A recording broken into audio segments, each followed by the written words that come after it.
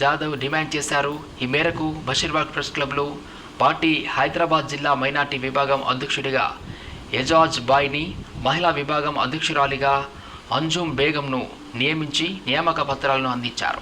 అమరుల కుటుంబాలకు న్యాయం చేయాలని, కుటుంబ సభ్యులకు ప్రభుత్వ ఉద్యోగాలు ఇవ్వాలని సునీల్ జాదవ్ కోరారు.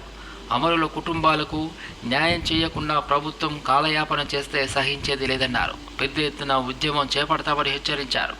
రాష్ట్రంలో తమ పార్టీని మరింత బలోపేతం చేసి వచ్చే అన్ని ఎన్నికలు జెహెచ్ఎంసీ, స్థానిక సంస్థలు, జెడ్పీటీసీల్లో పోటీ చేస్తామని తెలిపారు. అనంతరం ఎజాజ్ బాయ్ మాట్లాడుతూ జంట నగరాల్లో పార్టీ పటిష్టత కోసం కృషి చేసి జెహెచ్ఎంసీపై జెండాను ఎగరవేస్తామన్నారు.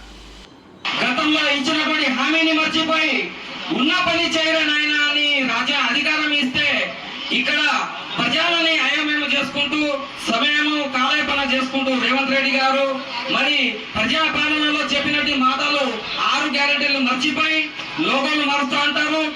మరి తెలంగాణ గీతాన్ని గత 10 సంవత్సరాల నుంచి ఆదరించేటటువంటి గీతాన్ని మారుస్తున్నారు. అరే నాయన రేవంత్ రెడ్డి, ఫస్ట్ ప్రజల బతుకుని మార్చు అయ్యా.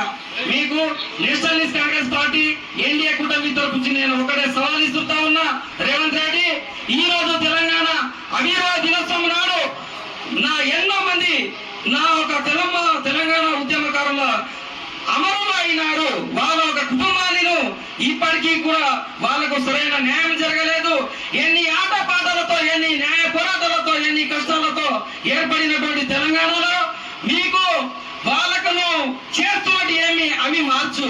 నువ్వు లోగోను మార్చుకుంటా, సమయం వృధా చేయకుండా నువ్వు ఇచ్చినటువంటి హామీని నెరవేర్చు నాయన అని ఇలా తెలంగాణ రాష్ట్ర ఆవిర్భావ దినోత్సవం నాడు నేషనలిస్ట్ కాంగ్రెస్ పార్టీ మా యొక్క తెలంగాణ రాష్ట్రంలో అన్ని కార్యకర్తలు గట్టిగా అడగడానికి కూడా సిద్ధంగా ఉన్నారు.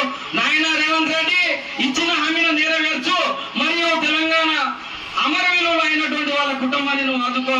వాళ్ళ ఒక కుటుంబానికి ఒక్కొక్క ఉద్యోగాలు ఇవ్వు. ఇప్పుడైనా ఆర్కే కళా సాంస్కృతిక ఫౌండేషన్ ఆధ్వర్యంలో దుగ్గిరాల గోపాలకృష్ణయ్య, విశ్వవిఖ్యాత నట సార్వభౌమ